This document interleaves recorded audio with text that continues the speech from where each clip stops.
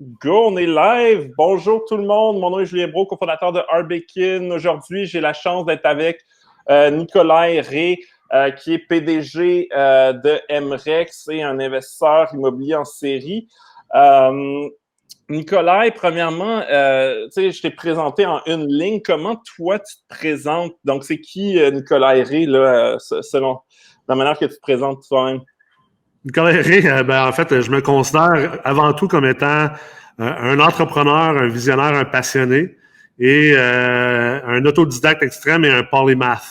Okay. Donc, je dirais c'est pas mal les manières de me décrire. Bien sûr aussi, père de famille, conjoint, leader. Je dirais c'est tous des mots que je serais à l'aise d'attacher après mon nom là, dans un texte. Cool. Fait que prochaine question, c'est quoi ton premier souvenir lié à l'argent? Puis là, je pense que tu viens des États-Unis. En fait, je viens de Québec. Je suis né à Québec. Okay. Mais avant l'âge d'1 an, on est déménagé aux États-Unis. OK. Parce que dans le fond, mes parents travaillaient là-bas. Mon père était musicien de blues, puis ma mère était actrice de théâtre. OK. Alors, j'ai fait toute ma jeunesse aux États-Unis, à Los Angeles d'ailleurs, en Californie. Puis, je suis revenu au Québec à l'adolescence. OK. Ben, ton premier souvenir lié à l'argent, est-ce qu'il était aux États-Unis? Oui, définitivement. Définitivement, je te dirais, mon premier souvenir, j'aurais deux souvenirs qui me viennent en tête. J'aurais de la misère à choisir entre les deux. Le premier positif, c'était en marchant dans les rues de Los Angeles. Je devais avoir 4-5 ans, d'après moi. On s'en allait bruncher un dimanche après-midi, un dimanche matin. Puis le centre-ville de Los Angeles, dans les fin des années 80, c'était vraiment magané. Là. C'est pas comme aujourd'hui, là. Beaucoup de crimes, beaucoup de violence. Il y en a encore, mais les années 80, ça a été très dur. Là. Un peu comme New York dans les années 70. Puis j'avais été vraiment affecté par la quantité de sans-abri. Puis il y a un endroit à Los Angeles qui s'appelle Skid Row, qui est une rue juste de sans-abri. C'est un village de sans-abri. Ouais. C'était pas loin d'où est-ce qu'on était. Puis je me rappelle que ça m'avait frappé, ça m'avait peiné. Puis j'avais dit à mes parents, un jour, je vais bâtir une entreprise. Puis là, je pointais au skyscraper, au tour qui était loin. Puis je disais, un jour, je vais avoir une tour comme ça dans toutes les villes majeures. Puis mon entreprise, ce qu'elle va faire, c'est qu'elle va nettoyer les rues, elle va nourrir les sans-abri, puis elle va les héberger. Okay. C'est drôle parce qu'aujourd'hui, je suis en immobilier. C'est ultimement la raison sociale, en fait, derrière mon immobilier, là, si on va du côté philanthropique. Fait que ça, c'est le premier souvenir, parce que le souvenir était que c'était pas tant l'argent, mais tu sais, que je devais bâtir quelque chose, visiblement monétaire, pour être capable d'aider les gens. Et le deuxième souvenir, ça a été, je sais pas si c'était un souvenir particulier ou, mettons, une séquence de souvenirs semblables. C'était la misère dans laquelle mes parents vivaient, en fait. La misère financière qu'ils avaient. Je le sentais, c'était intangible, mais c'était dans l'éther. Puis ça, c'était mon souvenir de je veux jamais vivre ça plus tard, puis je veux pas que mes enfants sentent ça de moi. OK, cool. Puis c'était quoi ton revenu l'année dernière? L'année dernière, je te dirais, si on inclut tous les avantages, bénéfices, voitures, ces choses-là, peut-être aux alentours de 2,50. Ah ouais? Ah, mais MREX, ça fonctionne? Il n'y a pas juste MREX, mais effectivement, oui, MREX fonctionne bien. Cool. Puis, c'est quoi ton actif net? Je sais que tu as beaucoup de portes, là, puis c'est récent en plus. Je me souviens, je pense que je t'avais interviewé sur Facebook Live il y a peut-être 2 ans, et je t'avais posé la question, tu sais, tu faisais de l'information immobilier, puis je dis, t'as-tu l'immobilier? Puis je pense que tu avais ta maison, mais tu n'avais pas vraiment d'investissement immobilier. Puis là, c'est le contraire. Tu as combien de portes maintenant? Ben, surtout avant, j'étais passif. Puis, tu sais, la raison, c'est très important, c'est une nuance importante pour les gens qui écoutent. Moi, je n'attache pas le nombre de portes ou de placements que quelqu'un en investissement immobilier qui est un professionnel qui enseigne à son succès et à ses connaissances. Tu sais, moi, à la base, j'étais un professionnel de l'investissement. Ma spécialité, c'est l'ingénierie financière, l'analyse, la modélisation. Fait que mes connaissances sont en tant que professionnel et non pas d'un point de vue anecdotique comme propriétaire de blocs qui s'achète des blocs puis qui apprend sur le terrain. Maintenant, effectivement, l'année passée, à ma fête, le 15 juin, j'ai une bulle au cerveau. J'ai fait un offre sur un pocket listing d'un de mes chums courtiers, puis je l'ai eu. Parce que je ne le voulais tellement pas que je l'ai eu, puis ça a fait un bon deal. C'est quoi un pocket listing pour ça? C'est un immeuble qui est à vendre confidentiellement, qui n'est pas affiché sur les marchés. Ouais. Okay. Fait que, puis là, étant un gars qui fait tout à 0 ou à 100%, ben, je me suis mis comme à acheter plein d'immeubles. Et là, je suis rendu avec mes 2 partenaires là-dedans. J'ai 2 associés. On est rendu à 18 acquisitions en 8 mois et demi. Okay. On a une autre 12aine à venir dans les 2-3 prochains mois. Fait qu'environ une trentaine d'immeubles tout près de 225 portes. Okay. Donc, quand même... Là, je sais pas, je sais que ça doit être compliqué parce que tu as plusieurs compagnies et c'est un partnership, mais est-ce que tu as calculé, est-ce que tu as une idée de c'est quoi ton actif net? Donc, tu enlèves les dettes et tu mets... Je ne l'ai pas calculé en temps, vraiment de manière spécifique. Honnêtement, j'essaie de pas trop suivre ça parce qu'il y a aussi une grande partie de mon actif net qui est illiquide, étant donné que je suis autant en affaires qu'en immobilier et oui, aussi en d'autres types de placements. Donc, je dirais que mon actif net en ce moment doit être à quelque part aux alentours de 6-7 millions. OK, cool. Puis, ton conseil le plus puissant pour s'enrichir? Excuse-moi, répète ça? Ton conseil le plus puissant pour les gens qui nous écoutent et qui veulent s'enrichir? Être hyper patient et investir énormément en soi-même. Investir en ses connaissances, puis être patient. Je pense que les deux erreurs que les gens font, c'est que le monde cheap sur leurs propres connaissances, puis cheap sur leur investissement sur soi-même, tu sais, de pas s'éduquer, de pas se former, de pas acheter des livres, de pas prendre du temps pour lire, même pour prendre du temps à réfléchir après avoir lu un livre, pour venir synthétiser et faire sa propre idée. D'un, puis deuxièmement, d'être impatient. Les gens, tu sais, on le voit, le marketing, exemple, des cours en immobilier, comme des cours à la bourse ou au Forex, c'est toujours devenir millionnaire en 90 jours, en je sais pas combien de temps, là. Puis, tu sais, on dirait que ça raccourcit à chaque année, là, parce que le monde, il faut qu'il fasse plus de ventes, là.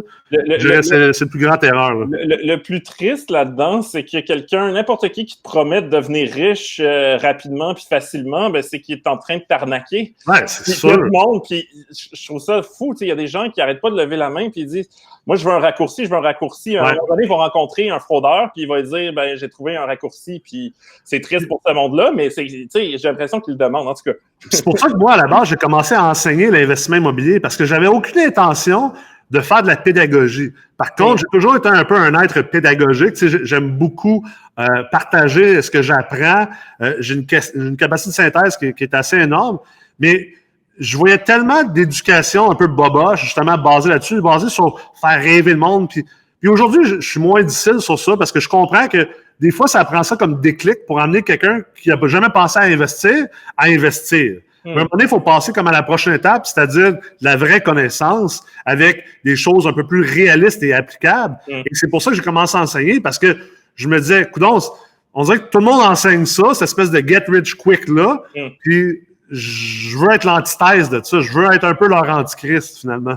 Puis je vais te poser des questions justement sur l'investissement immobilier, puis s'il y a des opportunités en ce moment avec le confinement qui est en train de se déconfiner, puis les listings qui diminuent, en tout cas, on en parlera. Avant, je vais te poser une question peut-être un peu innocente parce que je sais qu'Emrex fait un collège immobilier, fait de la formation en immobilier. Ça, je comprends très bien c'est quoi cette business-là. Et on s'était parlé à un moment donné, puis je sais qu'il y avait une composante technologique. Je pense que tu appelais ça la bourse de l'immobilier. Peux-tu me dire c'est quoi? Est-ce qu'il y a encore une composante technologique à Emrex? Puis si oui, c'est quoi? Puis après ça, on ira dans l'investissement immobilier, parce que je pense que c'est ça que le monde veut l'entendre. Mais moi, je suis curieux de savoir c'est quoi la partie technologique d'Emrex. Ben absolument. En fait, Emrex, à la base, c'est une entreprise technologique. Tu sais, comme je disais, le collège, l'enseignement, ça n'a jamais été dans la raison d'être. C'est comme venu avec la demande puis avec la problématique dans le marché que les gens étaient mal éduqués.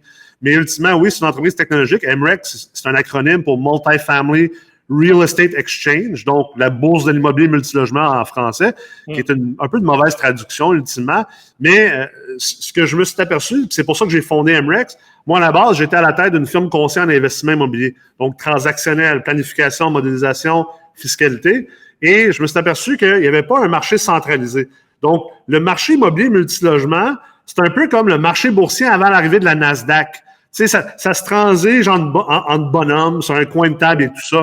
Pas de data, pas de transparence, très opaque comme marché, très fragmenté. Et là, je me suis dit, je vais bâtir une technologie qui va venir créer un marché centralisé, la Emrex, et en plus qui va donner accès à une immense base de données pour aider les investisseurs à prendre des décisions basées sur du data, basées sur de l'analytique et non pas juste basées sur de l'intuition, des anecdotes et de l'expérience. Et le endgame de ça, ultimement, c'est également d'ouvrir le marché pour permettre aux investisseurs également d'investir dans des parts d'immeubles, comme tu ferais en acquérant des parts d'une compagnie sur la bourse. Là, je sais qu'il y a des enjeux réglementaires là, pour priser de l'immobilier, mais présentement, est-ce qu'il y a une partie de ça qui est lancée? Je sais que c'est la vision là, de faire une bourse, mais présentement, j'aimerais un produit que je peux utiliser. En fait, cet été, au mois de juillet, on lance l'application mobile entièrement pour avoir accès au marché des propriétés et pour avoir accès à tout le data, avoir un outil de calculateur, puis d'analyse, puis de modélisation directement sur ton téléphone. Donc, tout ce qui est partie propriété, marché des propriétés, va être disponible cet été. La partie sécurité, dans le fond, la titrisation, les actions, on a, je te dirais encore, pour au moins 1 an à 2 ans au Québec, puis encore 2-3 ans aux États-Unis avec la SEC là-bas. OK, parfait. Puis, ce qui m'amène à la question que tout le monde se pose, j'ai l'impression que le marché boursier, il y a moins de listings, il a ralenti, puis c'est sûr que tout ce qui est commercial, c'est un immeuble, puis tu as du détail en bas, ça vaut moins que ça valait il y a quelques mois, selon moi, mais les prix n'ont pas vraiment diminué parce que les propriétaires, ils sont pas fous, ils vont dire, je ne vais pas le vendre à ce prix-là, on va attendre.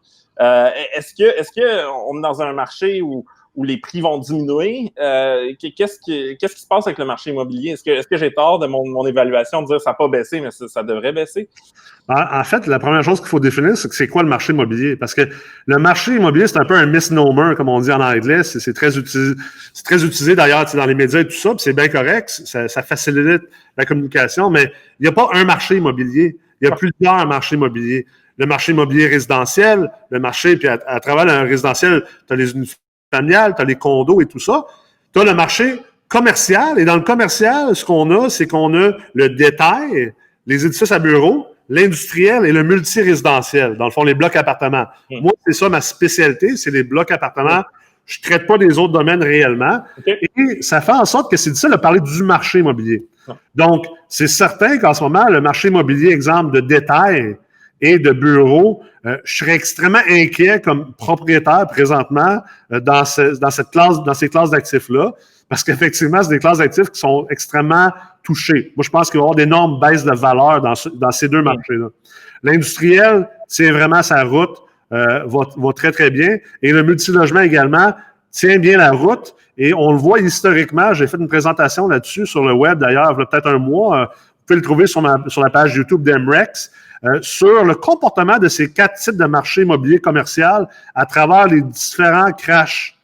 Et on voit toujours que le multilogement et l'industriel ont tendance à moins baisser puis à reprendre plus rapidement. Donc, moins de fluctuations quand on regarde des ratios comme le ratio Sharpe ou le ratio Sortino. Ça fait en sorte qu'il y a quand même encore des deals à faire. Il y a toujours des deals à faire, en fait, dans le multilogement. Parce que contrairement, exemple, à la bourse, les marchés immobiliers sont beaucoup moins efficients. La bourse, c'est pas un marché efficient non plus, mais l'immobilier est beaucoup moins efficient. Donc, il y a des plus grands arbitrages à faire, puis il y a beaucoup de scalping que tu peux aller faire plus facilement que, exemple, à la bourse. T'investis où géographiquement? Parce que moi, à la bourse, je suis un investisseur axé sur la valeur. J'aime ça, acheter quelque chose pour vraiment pas cher. Puis c'est sûr que tu regardes, mettons, en région. Puis moi, je connais rien en investissement immobilier, là. Mais tu regardes là, j'ai l'impression que tu payes tellement moins cher pour le cash flow dans les régions.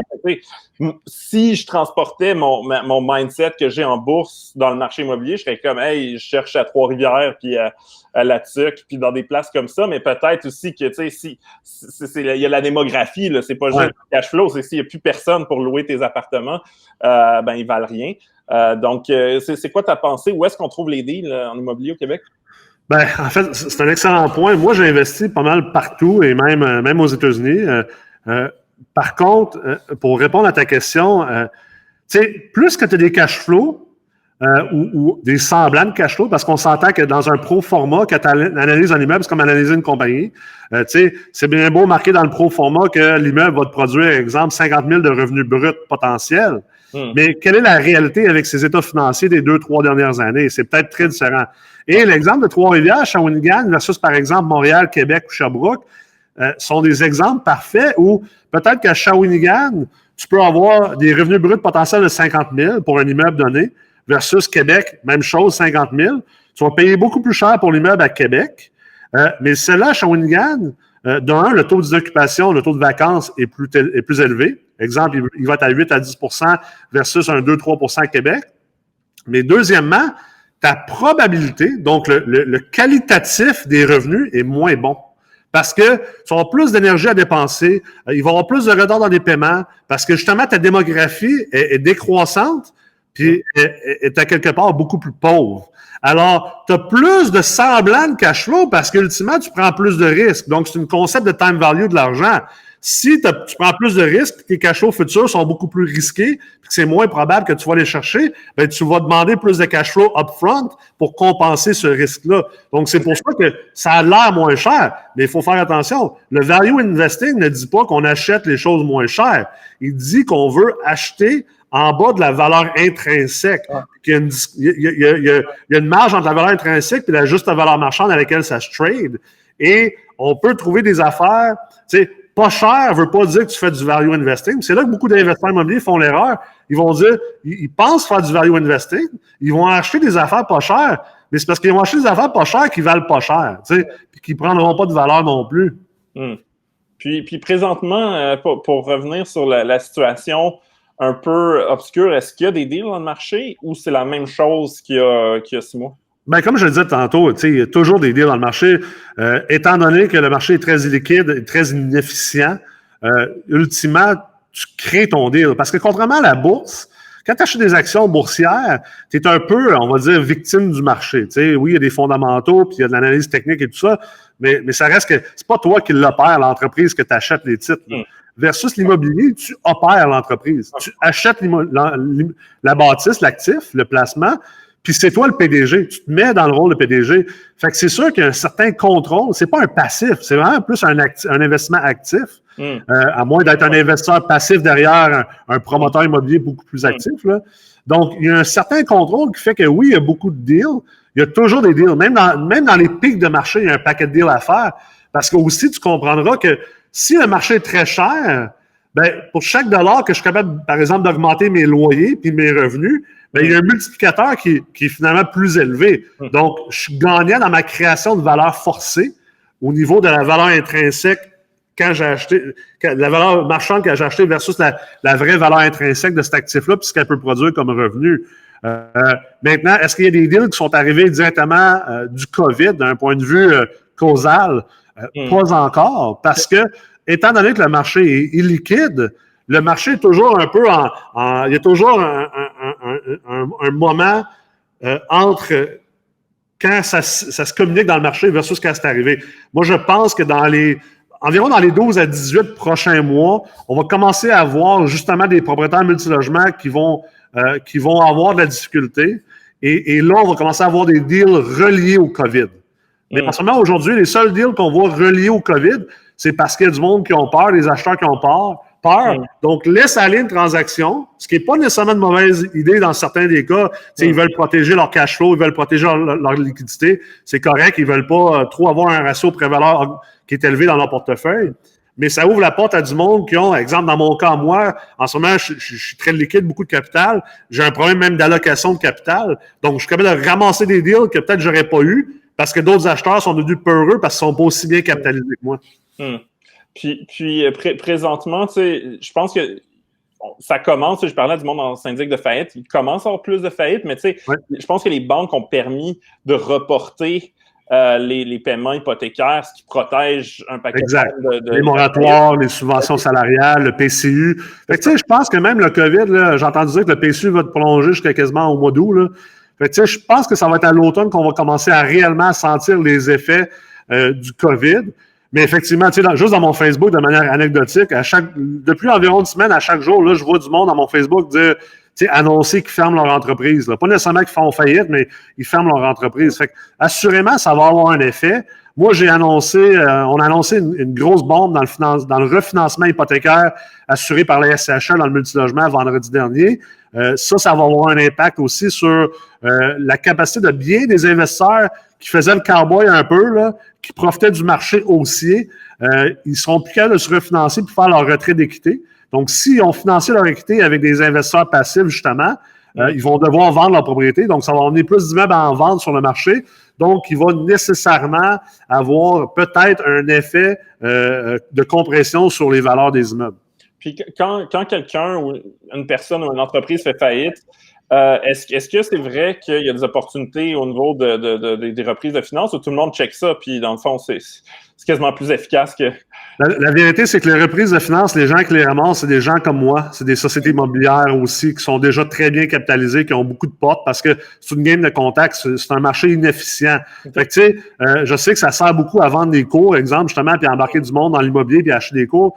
Mais la vérité, là, c'est que si ça fait pas plusieurs années que tu es dans le marché puis que tu n'as pas beaucoup d'argent puis beaucoup de contacts puis déjà des portes, tu n'auras pas accès à ces genres de deals-là. Ces genres de deals-là, c'est les gros poissons qui vont aller les chercher. Là. Tu sais, comme on appelle en bourse les whales, là, ben c'est des deals de whales. Tu sais. Mais pourquoi? Parce que techniquement, c'est public, les reprises de finances. Je pense que c'est dans les cours principales, j'imagine. Ouais.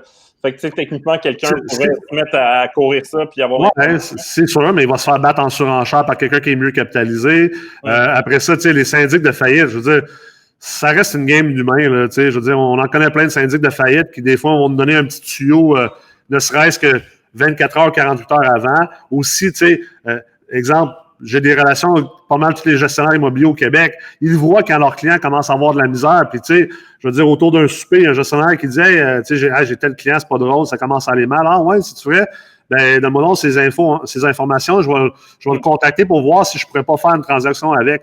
Le marché immobilier multilogement ressemble drôlement au marché des fusions et des acquisitions, ce qu'on appelle du M&A, là, du Mergers and Acquisitions.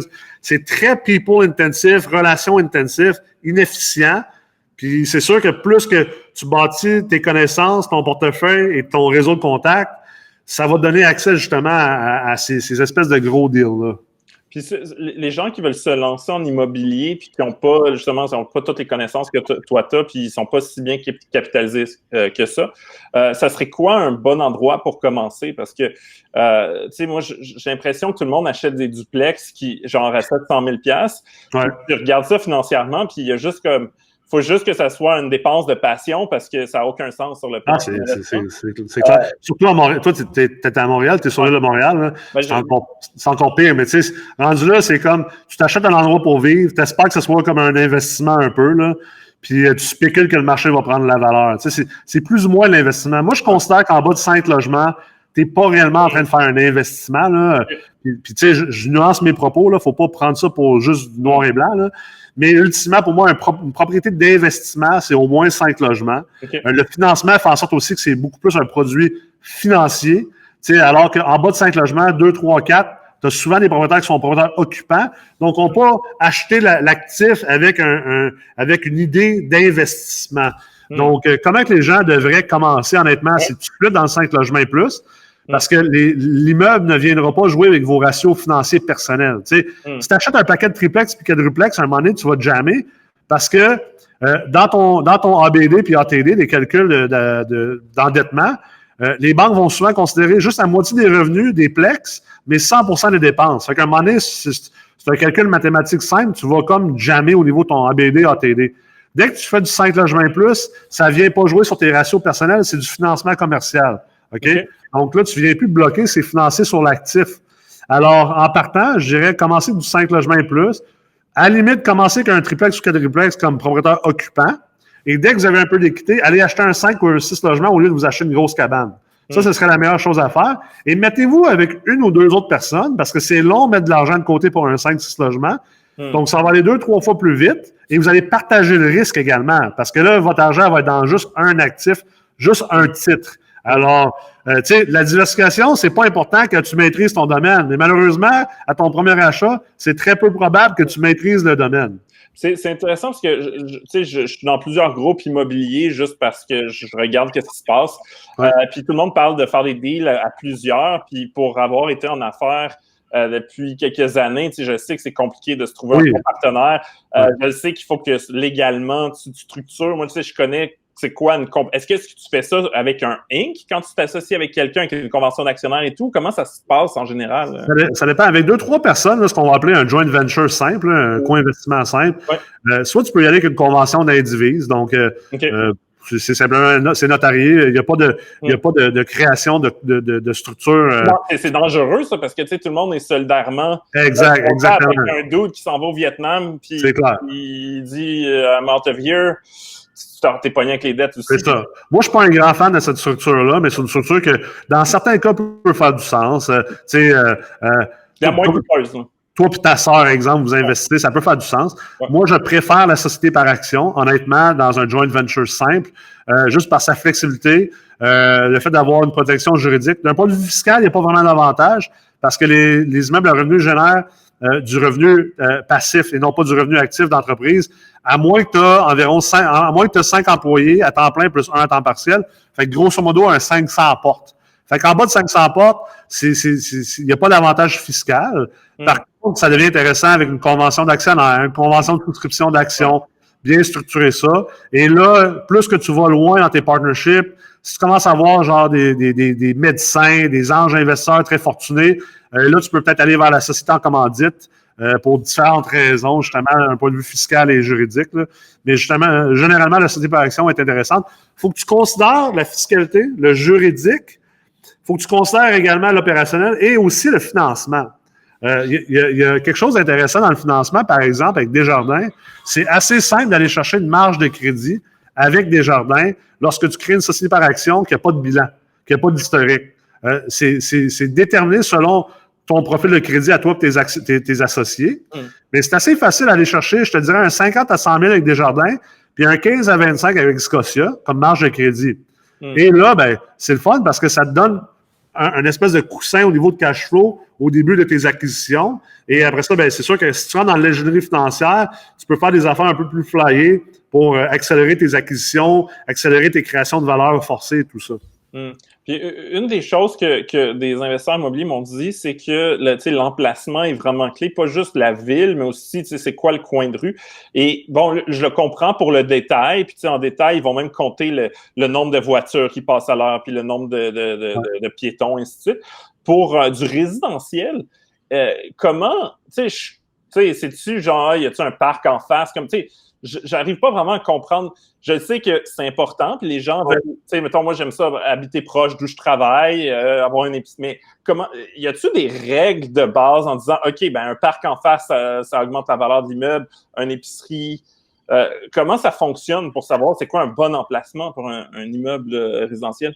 Ben, tu sais, encore là, on est dans du qualitatif, hein. Fait que c'est difficile de quantifier la valeur de ces choses-là, mais certainement, avoir un parc en face de ton immeuble, l'accès au transport en commun, c'est clair que ça va te permettre de louer plus cher, ça va te permettre aussi d'avoir moins de roulement dans tes locataires, parce qu'il faut pas oublier que quand tu as du roulement de locataire d'année en année, ça se peut que ça résulte en des pertes de revenus, mais aussi en plus de CAPEX, parce que tu dois maintenir davantage ta bâtisse. Tu sais, les gens qui déménagent un immeuble, là, ça magane l'immeuble. Là. Ça magane les espaces communs, ça peut maganer le logement également. Donc, c'est pas quelque chose que tu veux. Alors, oui, il y a l'aspect qualitatif, ce qu'on appelle location. Je dirais que c'est surtout important parce que ça va venir aider à protéger la valeur de l'actif. La valeur intrinsèque va être un peu plus élevée. Peut-être ton actif va être plus facile à revendre si un jour tu dois faire une disposition, donc techniquement un peu plus liquide. D'un point de vue vraiment quantitatif, dans le multilogement, il n'y a pas vraiment eu encore, en tout cas, moi, j'en ai pas vu d'études ou de data qui permet de quantifier ces choses-là. Mais c'est clair que c'est quelque chose que tu dois garder en tête. Tu sais, toutes choses étant égales, si tu as deux immeubles, puis qu'il y en a un qui est en face d'un parc, puis l'autre est en face de l'armée du salut, ben c'est certain que celle-là en face du parc, d'un beau parc avec une école primaire, généralement, tu peux espérer avoir des meilleurs revenus, des meilleurs locataires, puis c'est probablement plus intelligent d'investir davantage d'argent dans cet immeuble-là que dans l'autre. Puis j'ai une question pour toi, parce qu'avec je sais que on ne sait pas exactement quand ça va terminer, mais on sait que c'est temporaire. Là, des pandémies, il y en a eu historiquement d'autres. Ouais. Mais personnellement, j'ai toujours trouvé l'idée d'acheter, j'ai déjà eu un condo à un moment donné, mais c'est juste comme des problèmes. Puis c'est quoi l'avantage? Puis avec les frais de condo, il n'y a pas de rendement là-dessus. Fait que moi, présentement, moi, je loue dans un bloc appartement. Je suis en haut, c'était lié avec un tunnel avec mon bureau au métro Longueuil. Puis j'avais une piscine parce que là, ils l'ont fermée. Puis de toute façon, moi, j'étais quelqu'un qui passait très peu de temps chez moi. Tout a changé là, depuis oui. C'est ça la vie de start-up. Tu manges des ramen puis tu quittes jamais le bureau. Ouais, non, mais c'est ça. Mais tu sais, je passais pas beaucoup de temps dans mon appartement. appartement. Là, honnêtement, pour la première fois de ma vie, je suis jaloux du monde aussi qui ont une cour, une place pour un parasol puis une piscine. Puis, tu sais, en plus, moi, mon seul sport que je faisais dans ma semaine, c'est la nage. Là. J'ai fait comme tout le monde, j'ai acheté un vélo. Les gyms sont fermés, en tout cas. Mais tout ça pour dire que, puis tu sais, j'ai entendu qu'il y a une recrudescence. Les gens cherchent plus dans le 450, puis même dans des régions plus éloignées, parce qu'il y a plein d'entreprises qui permettent maintenant le télétravail de manière permanente. Il y en a plusieurs qui l'ont annoncé. Même chez Art Bacon, si tu veux une exclusivité, nous autres, on a renoncé à notre bail. Okay. Puis on va permettre aux gens qui veulent travailler. Moi, ça me fait chier, fait que probablement que je vais relouer un bureau, mais il y a du monde qui sont plus contents dans mon équipe. En fait, on va avoir une politique de « Hey, si t'es content, travaille autant que tu veux chez toi. » Fait que tu vois ce que je veux dire? Fait que là, tu pourrais avoir un employé qui dit « Ah, ben finalement, plutôt que d'être à Montréal, je vais m'acheter une maison à Mirabel. » Est-ce que tu penses qu'il va y avoir comme une demande plus élevée pour les maisons avec terrain, puis moins... En tout cas, moi, je fais partie, tu sais, là, c'est pas une analyse de marché, mais personnellement, c'est la première fois que je pense qu'une maison, ça serait mieux qu'un appartement, parce que ça a toujours été l'inverse dans ma tête. Ben écoute, deux choses là-dedans. C'est certain qu'il y a un pourcentage de la population, d'après moi, qui vont arriver à cette réalisation-là.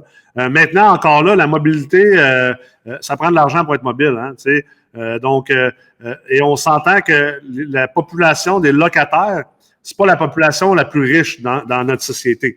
Donc, c'est généralement une population un peu moins mobile. Oui, tu as des logements plus élevés avec une population plus mobile, tu sais, t'en es probablement l'exemple, mais tu sais, c'est une petite partie de la population. Maintenant, est-ce qu'il va y avoir plus de gens qui vont peut-être aller vers ça? C'est clair. Mais... Ton point, c'est que c'est plus les gens qui ont des condos, ils vont voir leur condo acheter c'est ça. Que les gens qui sont locataires. Mais honnêtement...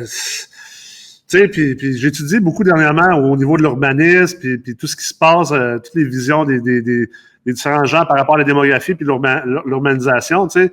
Ça reste que ce que la pandémie aussi a amené, c'est une réalisation de l'importance de la connexion, tu sais.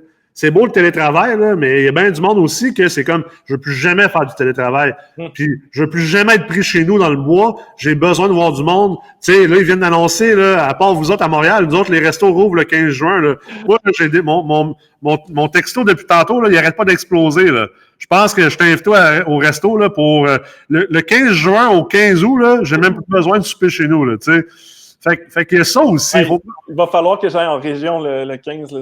C'est ça. J'ai hâte d'aller boire une bière sur le terrain. C'est ça. Moi, je pense que ce qui va surtout être affecté au niveau, en tout cas, immobilier et affaires, c'est tous ceux qui ont des tours à bureaux, tous ceux qui ont du retail dans le centre-ville. Moi, je vois une importance d'avoir une plus grande mixité, puis qu'il y a une plus grande synergie entre ces types d'immobilier et ce lifestyle-là. Que, tu sais, peut-être qu'au lieu d'être une tour à bureau, ben, tu vas avoir du retail au départ, des restos, tu vas avoir des bureaux, tu vas avoir une garderie, puis après ça, oui, tu vas avoir des logements. Puis tout ça fait en sorte qu'il y a un sentiment de communauté. Parce qu'il faut faire attention d'aller habiter en campagne et tout ça. C'est bien beau, là, mais il y a beaucoup moins ce sentiment de communauté-là. Il y a moins ce sentiment de connexion-là. Puis c'est pas pour tout le monde. Puis en terminant, qui devrait investir en immobilier puis qui devrait investir en bourse? Parce que, tu sais, puis là, il y a le beau-frère qui va dire « Ah, l'immobilier, tu fais 4 fois plus d'argent, mais tu connais assez pour savoir que, tu sais, tous les types d'investissements quand tu ajustes pour le risque, reviennent à peu près au même. Puis, tu sais, le monde ne calcule pas non plus tout le travail qu'ils mettent dans leur immobilier direct, puis le risque qu'ils prennent parce qu'ils sont tout le monde est leveragé quand tu investis dans l'immobilier. Personnellement, comme, tu sais, je suis même pas capable d'installer mes rideaux comme il faut. Non plus. J'ai l'impression que l'immobilier n'est pas la place où... Ben, je vais t'avouer, je n'ai même pas de marteau, moi. Le coffre à outils chez nous, il appartient à ma blonde. Hey, j'ai un marteau. Le coffre à outils appartient à ma blonde. Puis ma blonde, c'est pas une fille manuelle non plus, là. Okay. Mais qui... donner une idée, je pense qu'il y a deux réponses à ça. Ouais. La première réponse, c'est les deux. Tout le monde devrait investir dans les deux. Je veux dire, tu devrais investir, point final, puis tu devrais diversifier tes investissements. L'immobilier, si on regarde le rendement au risque, c'est certain que l'immobilier a, pour les gens qui connaissent un peu plus ces genres de ratios financiers-là, le ratio Sortino puis le ratio Sharpe, donc le rendement au risque, est très bon dans l'immobilier. Tu sais, versus, exemple, les actions boursières. L'immobilier multilogement, spécifiquement, vient s'installer entre un profil de rendement à risque qui est entre les obligations, les bons du Trésor, tout ça, et les bons corporatifs triple B. Donc, tu sais, dans tes placements, tu devrais avoir un peu de tout, selon moi. Tu vas avoir l'immobilier, de la bourse, et tout ça. Et puis là, je pense qu'on peut perdre du monde, là, mais quand tu calcules ton ratio Sharpe, tu calcules-tu la partie levier? Parce que le levier vient augmenter ton risque. Tu sais, si tu achètes un immeuble cash, c'est très peu risqué. Ça, je suis d'accord avec toi. Mais par contre, quand tu prends une finance, tu as 20 de cash down, 20 ben là... C'est pas tout à fait vrai, ça, par exemple. Il faut comprendre qu'il y a une relation en U inversée avec... il y a une relation en U avec le risque et le rendement, et surtout le levier. Si tu investis si tu achètes un immeuble d'1 million de dollars avec juste du cash, en fait, tu es très risqué parce que tu as tout ton argent dedans et tu as tout à perdre. Si tu es leveragé... de manière, on va dire, intelligente, techniquement, tu prends moins de risques parce que tu mets moins de cash dedans. Puis là, tu peux aller diversifier en mettant ce cash-là, coup d'opportunité dans d'autres types de placements pour comme tu es risqué. Donc, il y a ça aussi à comprendre. Et mais tout ça pour dire que si je reviens à la question initiale, ça ne devrait pas être une question de l'immobilier ou la bourse. Ça devrait être les deux. Sauf selon tes compétences. Moi, je maîtrise le domaine de l'immobilier. Fait que c'est beaucoup plus intelligent pour moi d'investir en immobilier et en affaires, parce que c'est mes deux domaines, qu'en bourse. J'adore la bourse, je suis bien éduqué en bourse, mais je suis capable de faire des meilleurs rendements puis mieux les contrôler dans l'immobilier puis le monde des affaires. Donc, c'est vers là que je vais. Si toi, tu comprends encore mieux la bourse ou ça va plus avec ton profil puis que tu aimes plus ça, ben vas-y vers la bourse. Tu sais, ultimement, c'est ta vie, tes investissements. Mais je pense que tu devrais avoir un peu de tout dans tout ça, au moins pour y goûter puis pour le savoir. Tu sais. Non, je pense que tu as raison. C'est la même chose en bourse. C'est pas parce que la bourse, c'est large. C'est-à-dire qu'il y a du monde. Oui. La biotechnologie, j'ai aucune idée. Je sais que c'est pas. Oui, tu peux être dans du small cap, tu peux être dans du blue chip, tu peux être dans les options. Il y a un paquet d'affaires que tu peux faire. Là. Effectivement, la règle veut que si tu investis dans quelque chose que tu connais pas, tu vas probablement perdre ton argent. C'est ça. Donc, je pense que ça ne fait pas d'exception, que ce soit l'immobilier ou d'autres. Absolument. Puis il faut faire attention à la croyance populaire que l'immobilier, c'est beaucoup de travail, puis qu'il faut être manuel, puis que c'est des changements de bol de toilette le samedi matin. Là. Moi, là, écoute, je sais même pas ce qui se passe avec mes immeubles. Puis c'est là que le partenariat ou déléguer à un gestionnaire peut être intéressant. Moi, j'ai un partenaire qui est opérationnel, donc qui gère les optimisations des immeubles, le redéveloppement, la construction et tout ça. Moi, je fais du oversight, je fais de la planif. Et puis, on a un gestionnaire qui gère le day-to-day des locataires puis des immeubles. Fait que, tu sais, moi, les immeubles que j'ai achetés, je les ai même pas vus encore à part sur Google Maps. Là. Ah ouais? Ben oui, c'est clair. J'ai jamais changé de bol de toilette. Je sais même pas comment changer un bol de toilette. Ah, ça a du sens. Écoute, Warren Buffett, il disait que ça sert à rien de parler au management. Il dit, tu lis le rapport annuel, puis l'information est là, parce qu'en plus, sur le plan émotionnel, des fois, oh my God, c'est tellement beau. Puis on est des humains, là, puis après ça, on commence à tomber en amour, tandis que si tu regardes juste les chiffres, c'est pas fou. Je vais te raconter une histoire drôle, là, puis vraiment rapidement. C'est un moment donné, je visitais dans le temps que j'étais à la tête de ma firme d'investissement. On visite un immeuble avec un investisseur immobilier. Je pense que c'est un 32 logements à Québec, à Charlesbourg. Puis écoute, les chiffres étaient extraordinaires. Vraiment un beau deal. Puis le deal a foiré à la dernière seconde parce que lors de la visite des lieux, il est rentré dans les logements puis s'est aperçu que les cuisines étaient petites. OK. Fait que là, il dit, sont ben trop petites les cuisines. Je pourrais jamais habiter ici, moi.